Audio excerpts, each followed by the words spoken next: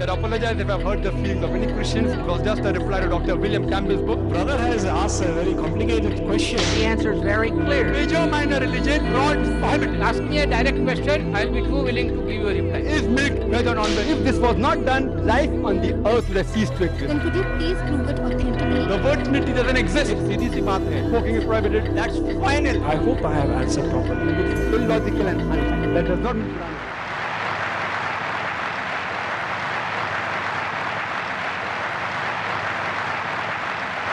Gaafiitti aanu obboleessa keenya maayikii jidduu irratti argamu bira jirurraa fuuna. Assalaamu alaikum. Maqaan kiyya Ajee jedhama. Jannata seenuudhaaf islaamummaa qeebaluun dirqama?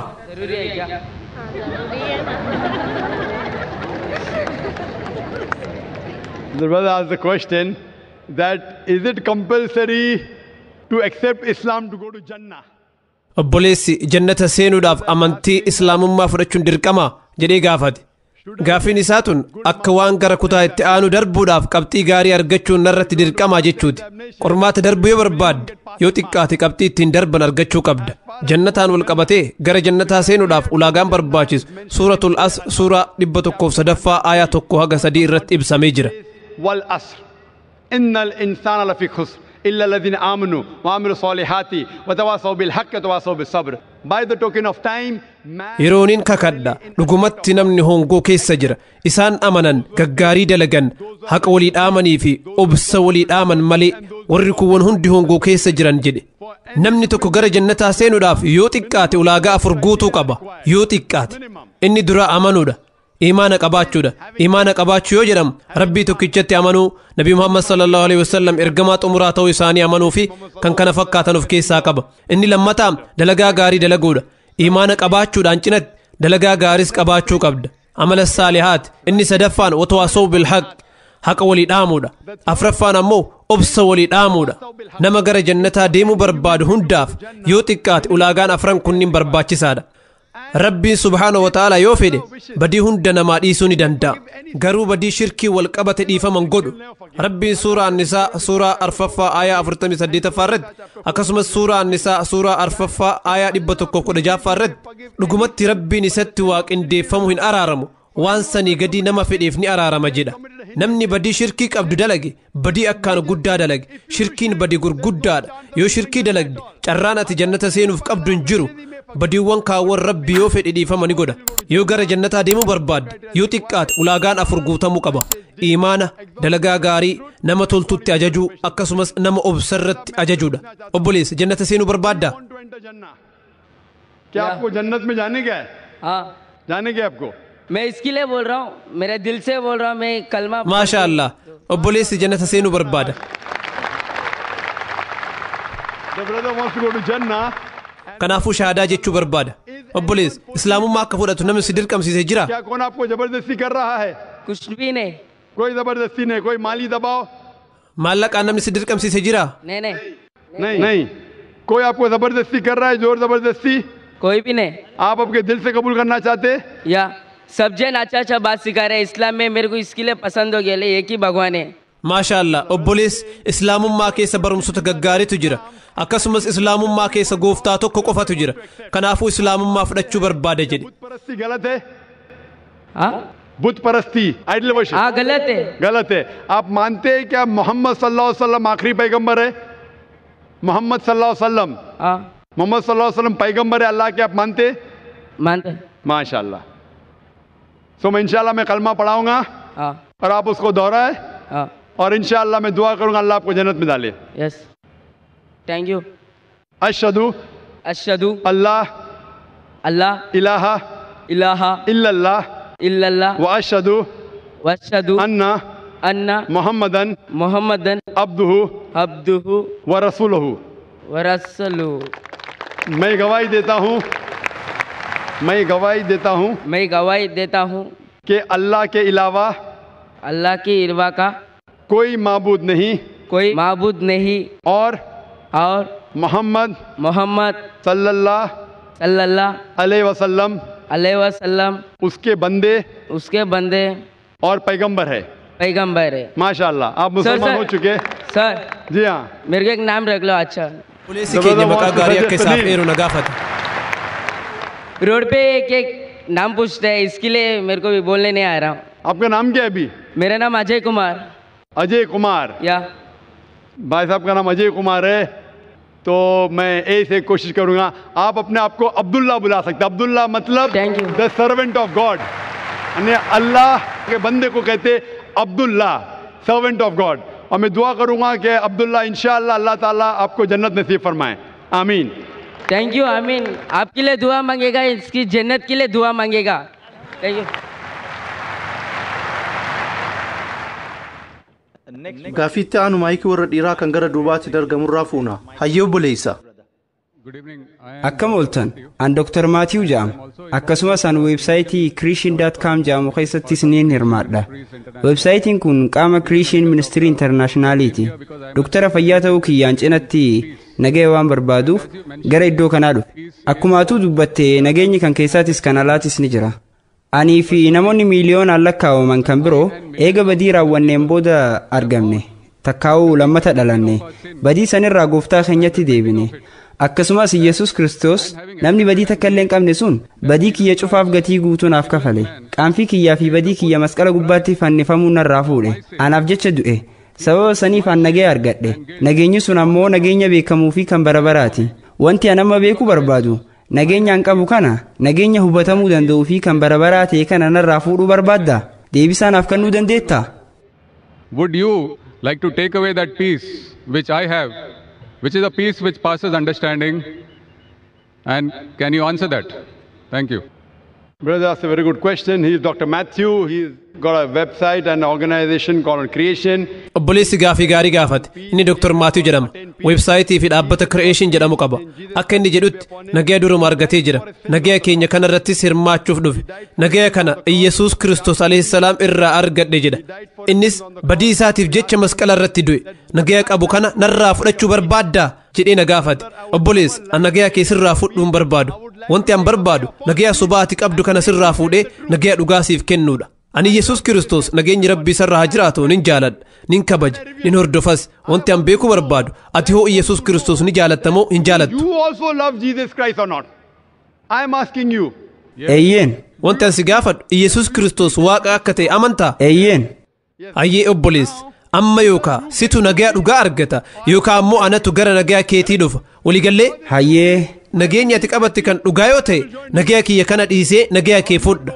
Akka ati naan jettetti Iyyasuus Kiristoos nageenyi Rabbii sarraa haa jiraatu waaqa. Macaafa keessaa dubbii shakkisiisaan taane qabxiifa ta'e kan Iyyasuus Kiristoos alayhissalaam arraba isaatiin an waaqa keessan yookiin ammoo ana nagabbaraa jedhe yoo natti garsiise an kiristaanummaa fudhachuudhaaf qophiidha. And I am ready to accept Christianity. You said Jesus is God.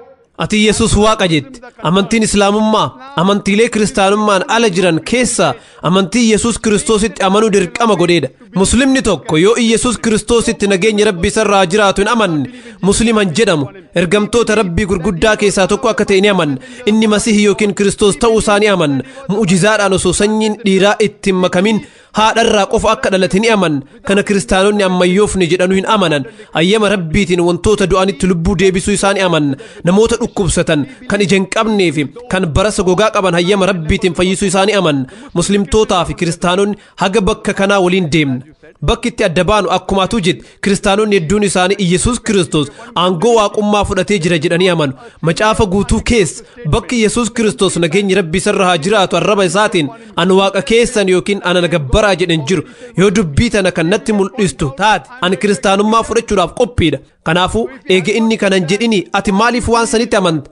Yesus Kiristoos bakka kamitti ana badii keessaniif masqala irratti isiniif du'eera jedhe. Kun barsiisa Phaawulosiiti. Ati Phaawulos hordofaa jirta moo Yesus Kiristoos nageenyi Rabbii sarraa haa jiraatu hordofaa jirta? Kanaafuu gaafiin kiyya Yesus Kiristoos nageenyi Rabbii sarraa haa jiraatu bakka takkatti illee an waaqa keessan hin jenne yoo dhugaman ka isa jaalattu isa kabajuu qabda. Ajajni inni duraa isa kami jedhamee yeroo gaafatamu Wangeela Maarqos boqonnaa 12 lakkoofsa 29 irratti. Verse number 29 he said Shama Israa'ilo adnan haydman daykhad. Dhagayyaa Israa'el gooftichi waaqayyo keenya kophaa isaa gooftaadha jedhe. Waanuma isa dura nabi Muusaan nageenyi Rabbii sarraa haa jiraatu dubbate irra deebi'ee dubbate. Kanaafuu wanti an beekuu barbaadu yoo barsiisa Iyyasuus Kiristoos nageenyi Rabbii sarraa haa jiraatu ka beektu yoo ani kiristaana ka ofiin jettu akkasumas nama barsiisa Yesuus Kiristoos hordoftu taate kitaaba ofeessan boqonnaa 5:18 irratti dhugaatiidhaan machooftanii ofiin wallaalinaa jedhamee ibsamee jira. Macaafa fakkeenyaa yookiin Proverb boqonnaa 20:1 irratti daadhiin waynii qoosaa nama godha. Dhugaatiin jabaanis nama ni hoccisiisa. Namni isaaniin machaa'ee gatantarus ogeessaa miti jedha. Nuti muslimtoonni alkooliin dhugnu garuu kiristaanonni hedduun isaanii ni dhugu. dabalataan nuti muslimtoonni foon booyyee nyaannu kitaaba seera leewwotaa boqonnaa 11:7-8 irratti kitaaba keessa deebii yookiin Deuteronomy boqonnaa 14:8 irratti macaafa Isaayyaas raajichaa yookiin Isaayaa boqonnaa 62:2-5 irratti foon booyyee hin nyaatinaa jedhamee jira. Nuti muslimtoonni foon booyyee hin nyaannu garuu kiristaanonni hedduun isaanii nyaatu.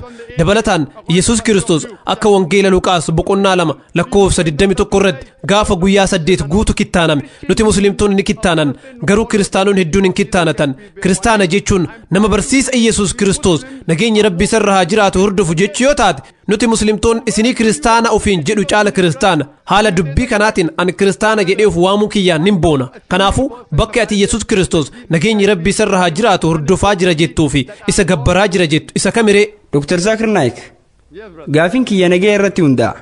An nagee sanniin qaba. An si olii wal mormuuf jecha yookaan ammoo si miskiineessuuf jecha dubbii isaa qomatti qabachuun irraan eeggamu. Wanti an siif qoodaa jiru nageenya of harkaa qabu. Ani waan badii qabuuf nuti hundi badii waan qabnuuf badii keenya san ofirraa buusuudhaaf wareega kaffalamu qabaachuu qabna. Dalagaa keenya kan tuullanneen hin kaffalamu. Waan sanitti amanuu qofaan ta'a. Sunis Yesuus Kiristoos badii kiyyaaf wareega kaffaluu isaa amanuudha. Hayyee obboleessa sirrii jette. Kanaafuu Yesuus Kiristoos badii nama hundaatiif wareegama barbaachisu kafalee jira dubbii jedhuun walii galta.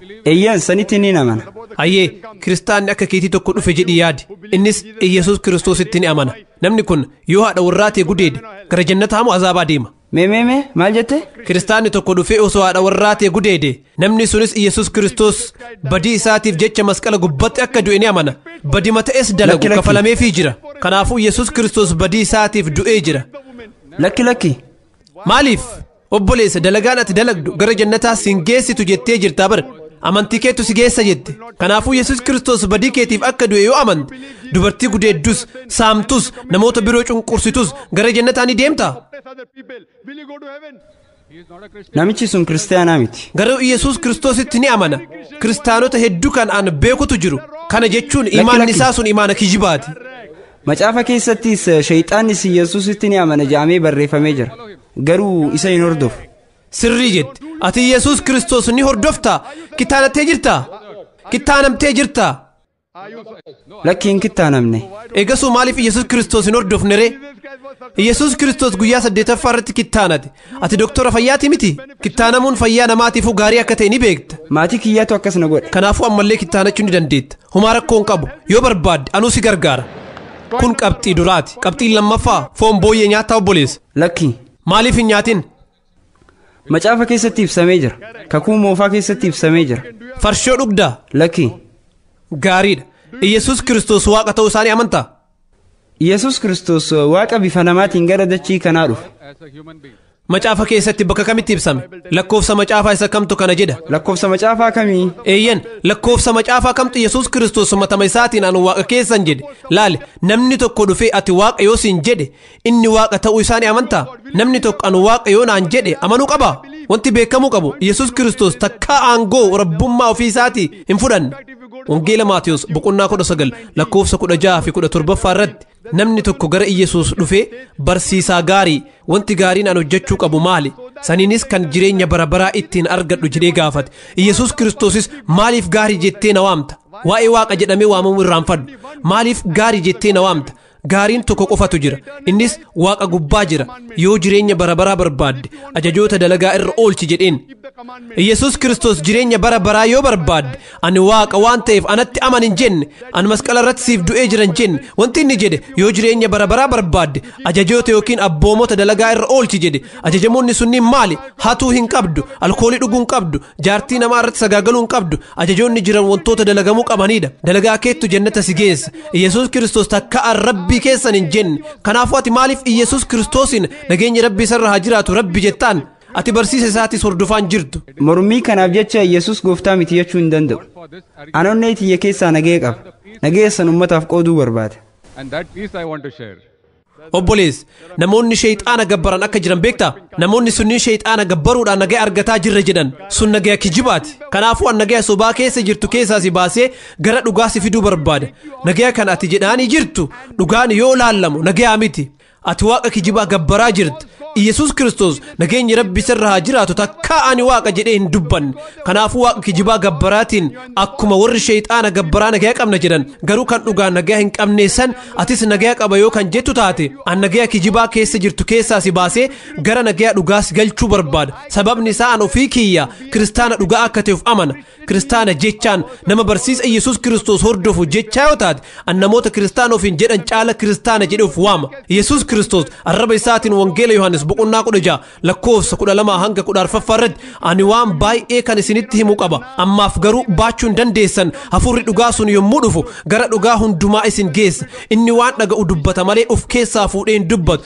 waan dhufuuf jirus isinitti mul'isa dubbii koo keessaa fuudhee waan isinitti mul'isuuf inni anaaf ulfina kenna jedhe nama kamtu nabiyyi kamtu Isaa alayhi salaam duuba dhufee ulfina isaaf kenne nabi Muhammad sallallahu alayhi wasallam kan ulfina isaaf kenne kanaafuu dubbii waa'ee nabi Muhammad kun macaafa keessan keessatti ibsamee jira dubbiin biraallee hedduutu jira wanti ansi gaafadhu maaliif ajaja Yesus Kristos nageenyi rabbi sirra haa jiraatu hordofuu didde akkasumas maaliif nabi Muhammad sallallahu alayhi wasallam hordofuu didde ati kiristaana akkamiiti jechuun kee an barsiisa kiristaanummaa hordofaa hin jiru jechuudha hordofaan jirtu an dubbii macaafa keessatti ibsame lakkoofsa waliin sitti himutti jira gara manaa deemiiti macaafa kee mirkaneeffadhu lakkoofsa waliin sitti himutti jira ati kiristaana dhugaati miti anatu kiristaana dhugaati akkas jechuun salphaadha obboleessa eeyyan salphaadha ani bara lakkoofsa waliin dubbii sitti himutti jira ati haga ammaa dubbii takkallee naaf hin kennine doktoroota kiristaanaa kan amantiidhaa hunda isaanii fidi yoo beekumsa hin qabu ofiin jettu doktora amantii keessa waam isa addunyaa kanarratti akkaan beekamaa ta'e fidi waliin akka mari'annu nu taasise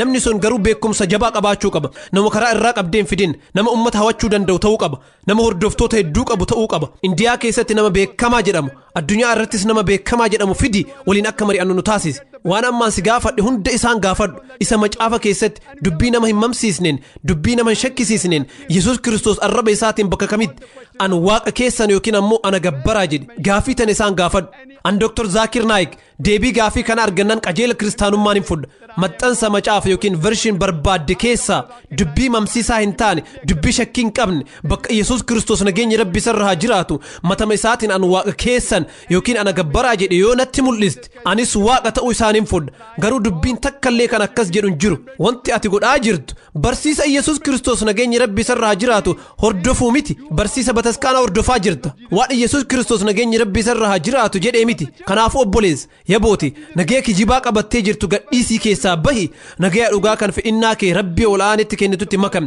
rabbii Yesus Kristos uumetti harka kennadhu waaqa kijibaatitti miti Yesus Kristos nageenyi rabbii sirra haa jiraatu ergamaa rabbiiti inni rabbii miti deebisaa siif kennee jira jedhee amana. A false God.